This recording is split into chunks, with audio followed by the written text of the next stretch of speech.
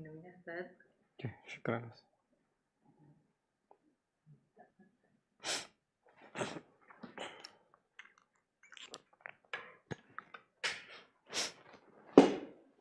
Spidolnya mana?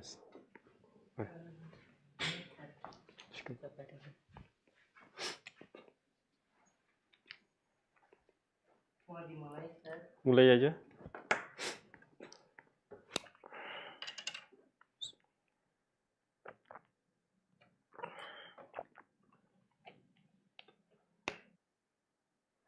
Assalamualaikum warahmatullahi wabarakatuh. Alhamdulillahi rabbil alamin wa bihi nasta'inu ala umuri dunya waddin. Wa usalli wa usallimu ala habibina Muhammadin asyrafil anbiya'i wal mursalin wa ala alihi wa ashabihi ajma'in. Amma ba'du. Allahumma 'allimna ma yanfa'una wa anfa'na bima 'allamtana warzuqna 'ilman nafi'a ya rabbal alamin. Pada hari yang bahagia ini insyaallah kita lanjutkan kembali pelajaran kita tentang Syarhul Mandhumah Al-Baiquniyah fi Ilmi Mustalahil Hadits, di mana kita akan menjelaskan syarah Mandhumah Al-Baiquniyah, Mandhumah Al-Baiquniyah fi Ilmi Mustalah Hadits, karangan Syekh Dr. Yusuf bin Jaudah. Dan pada hari ini kita akan lanjutkan pembahasan kita mengenai al-haditsul marfu' wal mauquf wal maqtu'.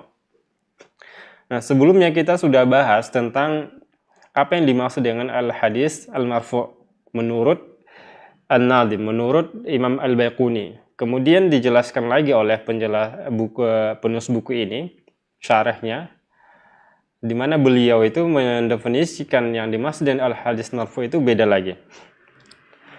Jadi kalau menurut Imam Al-Baiquni sebagaimana yang terdapat dalam rumahnya, beliau mengatakan yang dimaksud dengan marfu' adalah wa ma udhifa lin nabil marfu'. Apa saja yang disandarkan kepada Nabi itu adalah hukumnya marfu', hadis marfu'. Apa saja. Nah, kalau menurut syarih ini, Syekh Dr. Yusuf bin Jaudah ini, beliau mengatakan yang dimaksud dengan marfu' di sini adalah setiap hadis yang disandarkan kepada Nabi SAW mengenai perkataannya, kemudian perbuatannya, kemudian persetujuannya, kemudian sifatnya baik secara fisik maupun secara adab atau etika. Nah, itu yang dimaksud dengan syarih di sini, Syekh Dr. Yusuf. Kemudian kita akan gambarkan pembagian al-haditsu min haitsu i'tibari man usnida ilaih. Al-haditsu aqsamul hadithi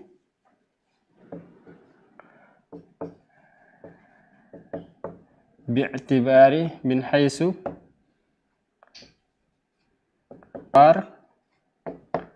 man usnida ilaih. Yang pertama ada namanya al-marfu'. Kemudian yang kedua namanya al-mauquf. Yang ketiga ada namanya al-maqtu'. Marfu' ini macam-macam, terbagi beberapa. Di antaranya adalah dia ada yang berbentuk perbuatan, qaulun Nabi SAW. Kemudian ada berbentuk fi'il, perbuatan Nabi SAW. Kemudian yang ketiga ada yang berbentuk ikrar, persetujuan Nabi SAW. Yang keempat adalah sifatuhu, sifat ini terbagi dua. Ada yang namanya sifat khuluqiyah, khalqiyah. Ada namanya sifat khuluqiyah. Sifat khalqiyah, fisik. Kemudian sifat khuluqiyah adalah adab Nabi SAW. Nah, ini jadi setiap bentuk ini, setiap perkataan, perbuatan, persetujuan, kemudian sifat fisik dan sifat adab ini dikaitkan dengan Nabi, artinya disandarkan kepada Nabi bahwa itu adalah milik Nabi, maka itu namanya al-marfu', al-haditsu al-marfu'. Seperti itu. Nah, akan kita berikan contoh demi contoh apa yang dimaksud dengan apa contoh dari qaulun marfu', hadis marfu' yang berbentuk dari perkataan Nabi SAW. Contohnya adalah an Abdullah bin Malik ibnu Buhainah radhiyallahu anhu anna Nabi SAW kana idza shalla, Nabi SAW kana idza shalla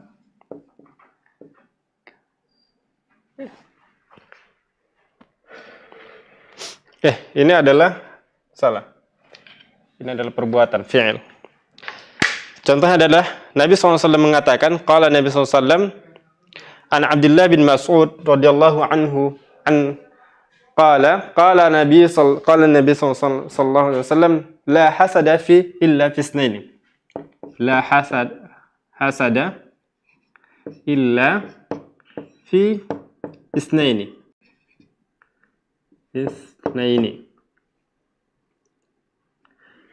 Ini adalah berbentuk perkataan, di mana Nabi SAW mengatakan tidak boleh hasad kecuali pada dua hal.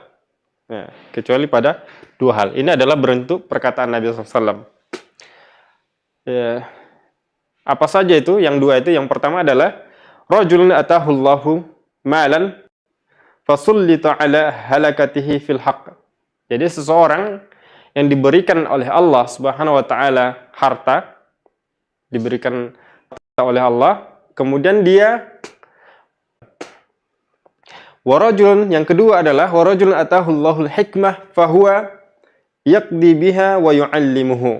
Kemudian yang kedua adalah artinya tidak boleh hasad ahdi Nabi sallallahu alaihi wasallam yanzil. Nah, ini. Jadi bahwasanya seorang sahabat Sa'id radhiyallahu anhu itu mengatakan dhahabat bi khalati, bibiku membawaku kepada Rasulullah SAW, ila Rasulullah SAW. Faqalat ya Rasulullah, kemudian bibiku mengatakan kepada Rasulullah, wahai Rasulullah, inna bni ukhti waji'un, sesungguhnya anak ini kana Rasulullah SAW ajwadan nas. Nah, wa kana ajwadu ma yakunu fi Ramadan hina yalqahu Jibril wa kana yalqahu fi kulli lailatin min Ramadan fayudarisuhu al-Qur'an fala Rasulullah SAW ajwadu bil khairi min ar-rihi al-mursalah. Jadi sifat khuluknya itu adalah, kata Ibnu Abbas, ajwadun nas, apalagi pada bulan Ramadan.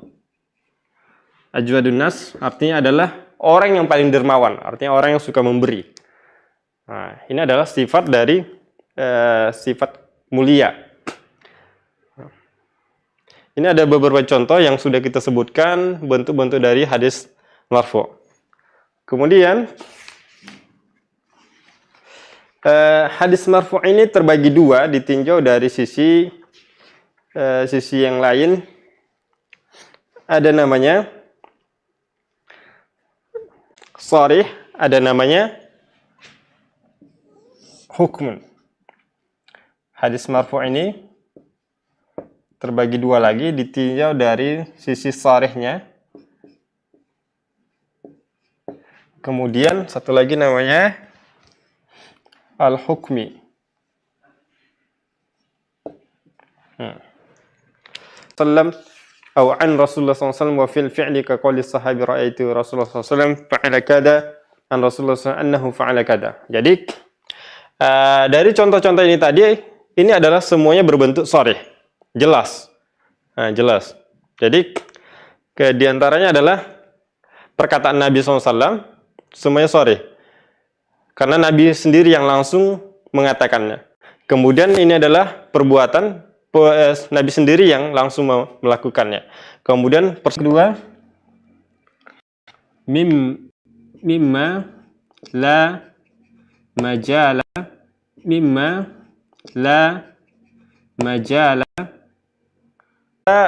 pada masalah ini ya kita langsung juga menyebutkan hadis mauquf. Wa in akharahan nadim, meskipun Imam Al-Baqi itu mengakhirkannya. Fa innal asya'a tashrufu bima tata'allaqu bihi wal hadits al-mauquf muta'alliqun bis sahabah. Karena hadis mauquf ini sendiri berkaitan dengan berkaitan dengan para sahabat. Wa hum bila khilafin afdal ummah 'ala al-itlaq. Dan tidak ada perselisihan pada diri mereka, pada diri sahabat itu bahwa mereka adalah manusia yang paling baik. Umat yang paling terbaik secara mutlak. Artinya tidak ada yang lebih baik dari mereka kecuali para nabi. Fahaddul haditsil mauquf. Kemudian definisi dari hadis mauquf adalah ma udhifa ila sahabi min qawlihi aw fi'lihi aw min fi'lihi wa lam yakun lahu hukmur raf'i sawa'un ittasala isnadihi ilaihi am inqata'. Jadi kalau hadis marfu tadi adalah qaulun ma usnida, yani marfu itu adalah min qaulin aw fi'lin aw iqrarin aw sifatin. Jadi ma usnida ila an-nabi sallallahu alaihi wasallam.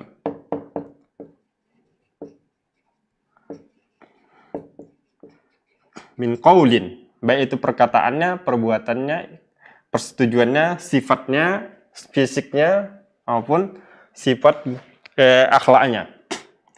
Kemudian mauquf itu adalah ma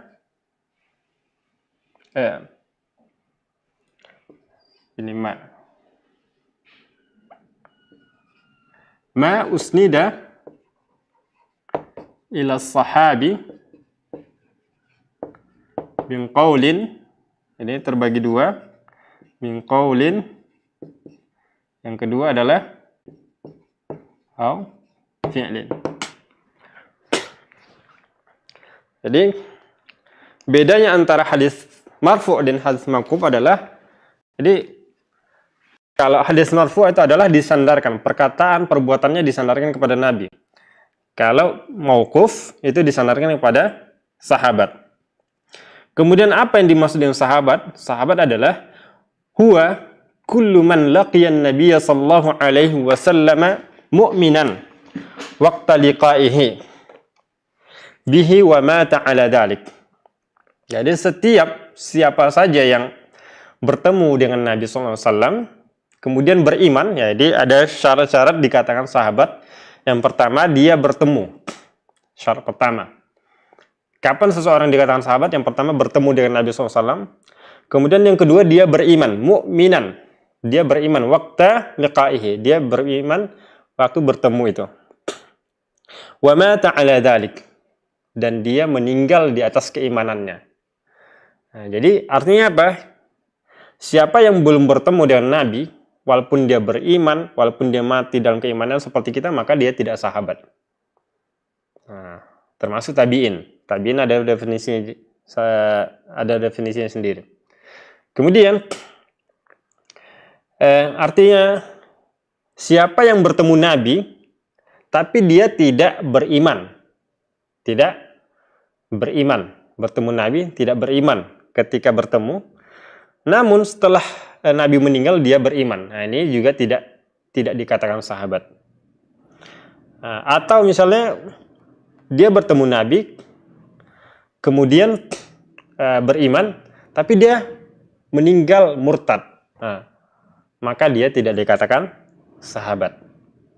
Tapi sebagian ulama mengatakan bahwa meskipun dia murtad tapi beriman lagi, tetap dia dikatakan sahabat. Jadi ada 4 tadi ya, beriman, bertemu. Contoh yang lain adalah tangisan Amr bin As. Contoh dari hadis mauquf yang berbentuk perbuatan adalah tangisan Amr bin As. Di mana hadis ini hadir di hadapan Amr bin As, wa huwa fi siqayatil maut, dan dia sudah sakaratul maut. Yabki tawilan, dia menangis lama. Jadi Amr bin As itu menangis lama.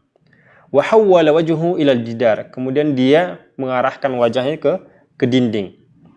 Nah, ini tangisan Amr bin As ini adalah perbuatan, dan perbuatan Amr bin As ini adalah salah satu contoh hadis mauquf yang bukan disandarkan kepada Nabi. Wa amma qaulun nadim wa ma li tabi'in huwal maqtu'u. Kemudian An-Nadim Imam Al-Biquni mengatakan wa ma li tabi'in huwal maqtu'u. Adapun yang disandarkan kepada tabi'in, yaitu tabi'in adalah orang yang bertemu dengan sahabat. Bedanya adalah sahabat dengan Nabi, kalau sahabat dan tabi'in, kalau sahabat tadi bertemu dengan Nabi. Kalau tabi'in tidak bertemu Nabi tapi bertemu sahabat. Nah, itu bedanya.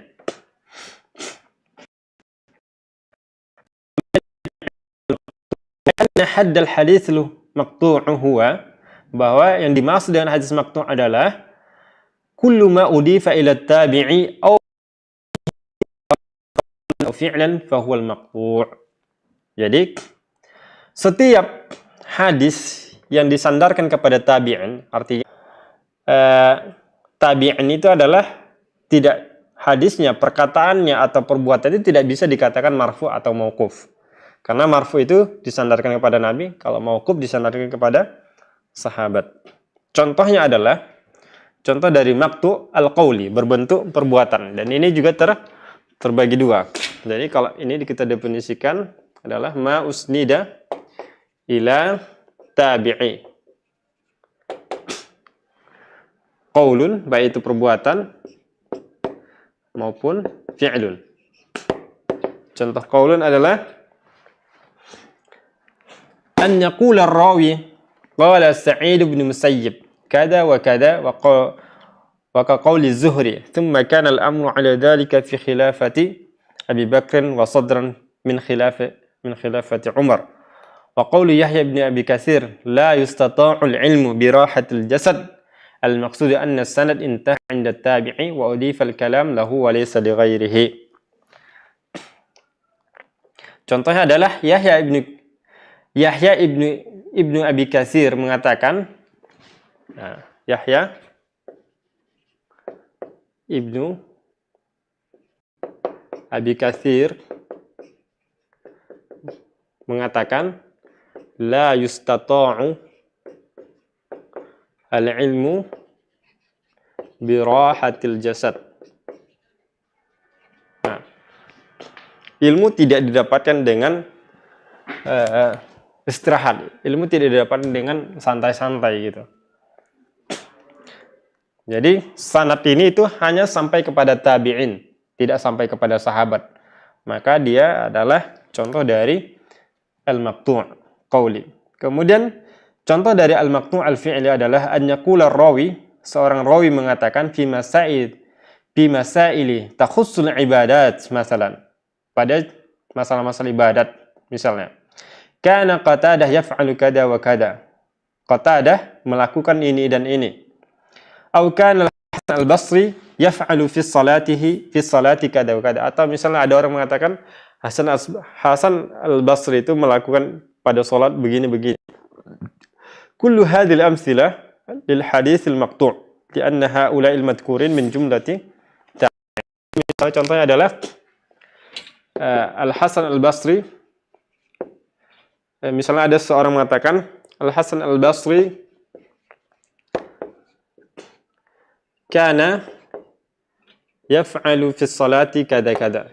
Yaf'alu salati kada. Misalnya ada orang mengatakan bahwa Hasan al-Basri melakukan salat dalam salatnya begini-begini. Nah, Hasan al-Basri ini adalah tabi'in. Ketika dia melakukan dan bukan disandarkan kepada sahabat atau Nabi, maka itu adalah maqtu'. Apabila berbentuk perbuatan yaf'al, maka itu adalah maqtu' fi'li.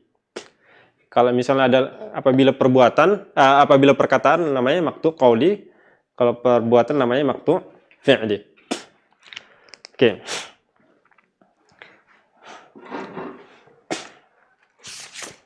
Faidatun azizatun. Faidatun azizah. Ada faidah di sini. Iqrarus sahabi la yadullu 'ala al-muwafaqah illa bihujjatin tasbutu dzalik. Jadi persetujuan sahabat la yadullu 'alal muwafaqah. Jadi ketika kalau Nabi menyetujui satu perkataan atau satu perbuatan sahabat, itu sudah menjadi hujjah. Sudah menjadi hujjah. Artinya sama saja itu adalah perkataan Nabi atau perbuatan Nabi karena Nabi menyetujui walaupun dia tidak melakukan atau mengatakannya. Namun kalau sahabat, persetujuan sahabat itu tidak menunjukkan bahwa dia setuju. Illa bihujjatin tasbutu dzalik, kecuali ada hujjah. Ada dalil yang lain mendukungnya. Kadalalatis siyaqi 'ala dzalika wa ghairihi. Seperti misalnya ada dalil yang lain menunjukkan itu. Li'anna sukuta qad yakunu li khaufin aw ghairi munasabatil maqam wa ghairiha min al-ansab. Kenapa? Karena persetujuan sahabat itu bisa saja dia misalnya diam itu bukan berarti setuju gitu. Mungkin saja dia takut mengatakan yang berbeda gitu. Nah, tapi kalau Nabi kan tidak mungkin. Kalau Nabi misalnya salah seorang sahabat melakukan yang salah, pasti langsung ditegurnya gitu. Atau kalau misalnya perbuatan sahabat itu benar, maka disetujuinya, diam dia. Nabi SAW mendiamkannya. Namun kalau ketika sahabat yang lain melakukan sesuatu atau mengatakan sesuatu, kemudian sahabat B misalnya diam, itu bukan berarti dia setuju, bisa saja takut gitu. Karena banyak sebabnya orang itu diam gitu. Wa yajibu an nalfita al-intibah ila anna al-hadits al-maqtu'. Dan kita wajib perhatikan bahwa hadis yang maqtu' tadi adalah min sifatil mutun, di antara sifat mutun. Ala khilafil munqati' fa innahu min sifatis sanad fil ahaditsin nabawiyah. Jadi tadi ada kita sebutkan sebentar masalah maqtu'. Maqtu' ini menurut sebagian ulama adalah munqati'. Namanya sama dengan munqati' artinya terputus.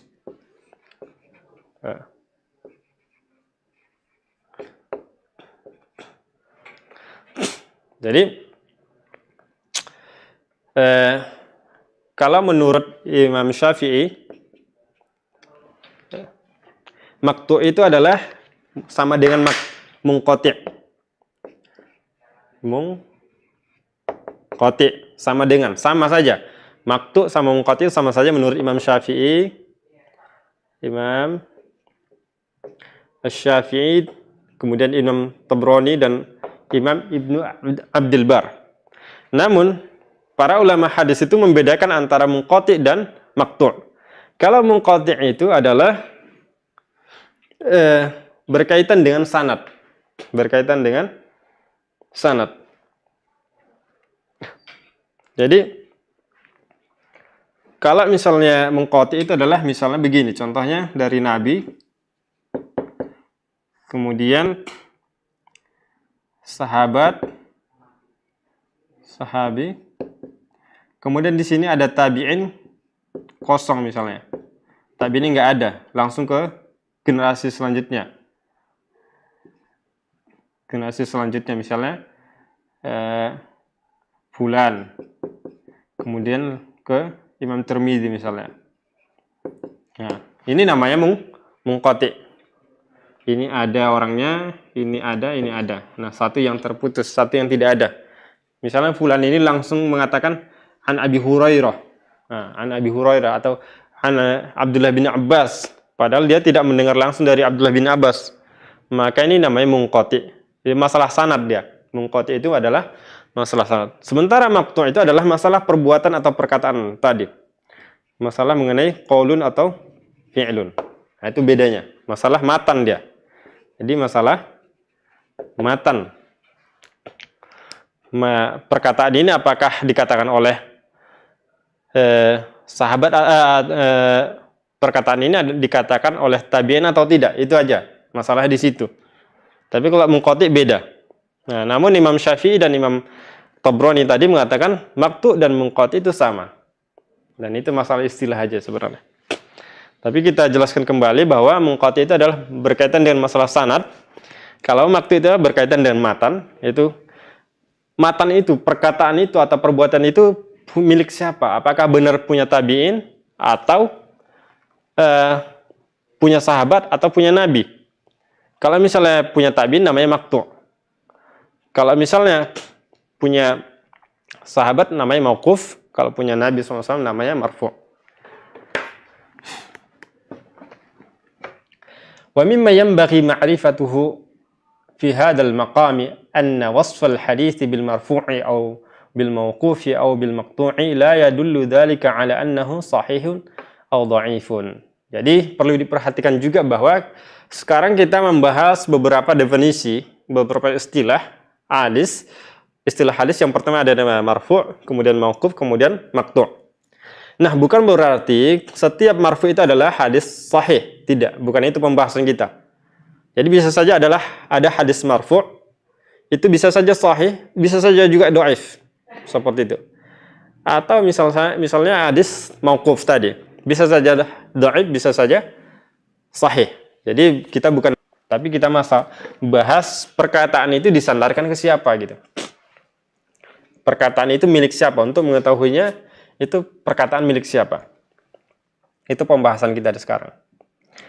Jadi, faqad yakunu marfu'an sahihan 'inda istikmali syurutis sihah. Jadi, bisa saja hadis marfu' itu tadi adalah hadis sahih apabila dia memenuhi syarat sahih yang sudah kita jelaskan sebelumnya, yaitu bersambung sanadnya, kemudian diriwayat tidak ada sujudnya, bukan syad, kemudian tidak ada ilahnya, kemudian yang keempat adalah adil, diriwayatkan oleh orang yang adil, kemudian ada dhabit atau siqah, kalau adil dan dhabit ini digabung jadi orang yang siqah, maka itu adalah hadis sahih. Namun kalau misalnya salah satunya tidak terpenuhi, misalnya hadisnya tidak bersambung, ada yang terputus, maka hadisnya dhaif. Wa yakunu marfu'an dha'ifan 'inda ikhtilal asy-syuruti wa hakadzal mauquf wal maqtu'. Jadi demikian juga jenis hadis-hadis yang tadi.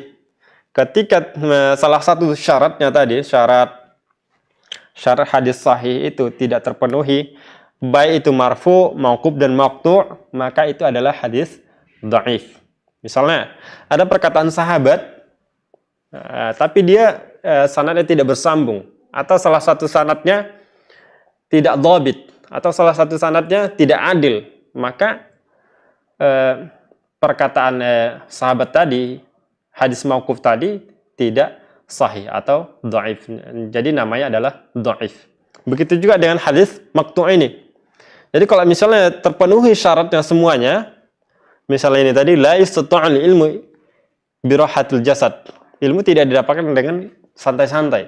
Perkataan ini apabila memenuhi syaratnya, sanadnya bersambung, kemudian tidak syad, kemudian tidak ada illah, kemudian diriwayatkan oleh orang thiqah, maksudnya thiqah sini adalah adil dan dhabit, maka perkataan ini adalah sahih. Perkataan ini adalah hadisnya jadi sahih. Walaupun ini bukan perkataan Nabi.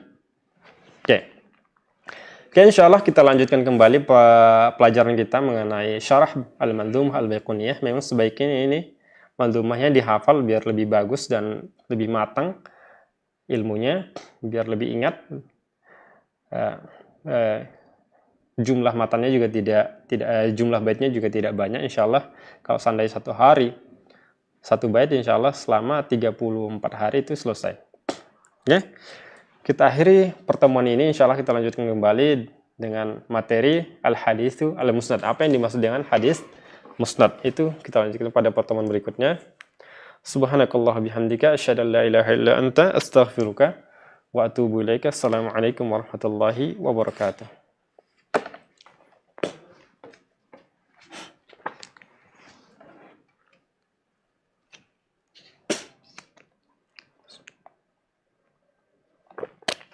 Sahabat dakwah Binbas TV, Anda baru saja menyaksikan siaran dari channel pendidikan dan dakwah dipancar luaskan langsung dari Pondok Pesantren Islamic Center Binbas Pusat, Yogyakarta. Semoga bermanfaat. Sahabat dakwah Binbas TV, Anda baru saja menyaksikan siaran dari channel pendidikan dan dakwah. Dipancar luaskan langsung dari Pondok Pesantren Islamic Center Binbas Pusat, Yogyakarta. Semoga bermanfaat. Sahabat dakwah Binbas TV, Anda baru saja menyaksikan siaran dari channel pendidikan dan dakwah.